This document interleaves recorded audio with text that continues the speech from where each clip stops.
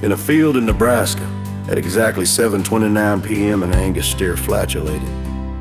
The steer was unremarkable in every sense, no different from any of the thousands of steers grazing that evening. Except that one minor release of methane proved to be the tipping point. No one knew it was the final link in a chain of irreversible events. The steer, identified by its ear tag as 729 Angus, Nebraska, UA, certainly didn't care.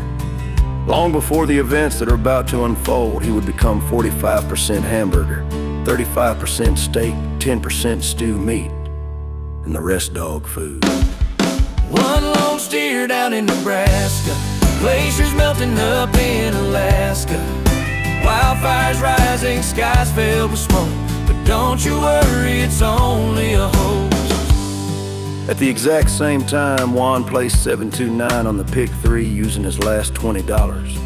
He glanced at the TV behind the counter to watch the drawing live.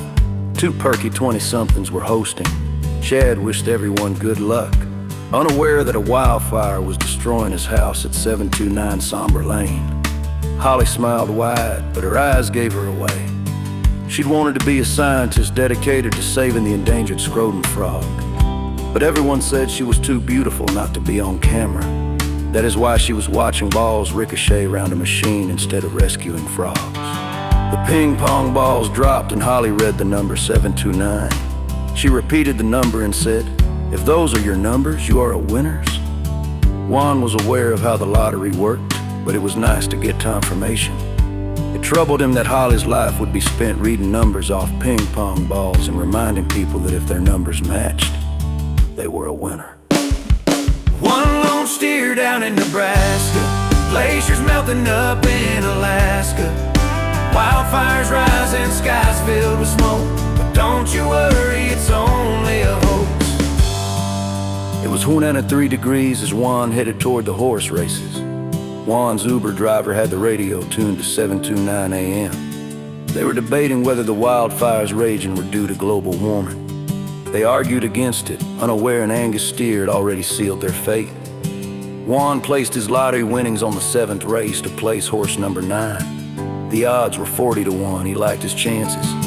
He took a seat at the saddle-up bar to wait for the results. Juan didn't want to watch the race. He felt it was better not to get emotionally involved with money. The network was reporting on a hurricane that was ravaging the East Coast.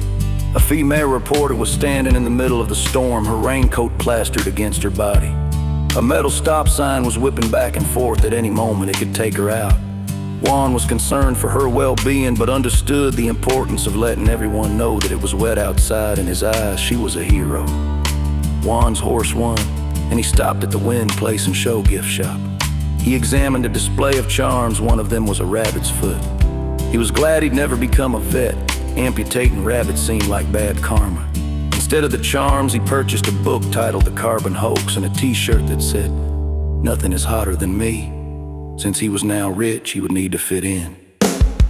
One lone steer down in Nebraska, glaciers melting up in Alaska, wildfires rising, skies filled with smoke. But don't you worry, it's only a hoax. Juan checked into room 729 at the Lucky Strike Hotel at the Sato. At the same time, the chef had received a shipment of prime rib directly from Nebraska. It was 130 degrees outside, and there were reports that major glaciers in both Greenland and Antarctica had broken off and plunged into the ocean. Congress was considering forming an exploratory committee to decide whether to create a committee to appoint a blue ribbon commission to determine who was at fault. Juan's representative was the chairperson of the committee. Juan felt fortunate that the country had dedicated public servants. He was considering going to $1,000 a plate fundraising dinner for her. One lone steer down in Nebraska, glaciers melting up in Alaska, wildfires rising, skies filled with smoke. But don't you worry, it's only a hoax. The buffet was serving prime rib for only serving $29. Chef Marcus, who had placed third on Kitchen Wars, claimed it was the finest Angus beef Nebraska had to offer. Juan took a seat near the window and watched a cloud of gray smoke descend from the Sierra Nevada mountains. He sliced a piece of the prime rib and let it melt in his mouth.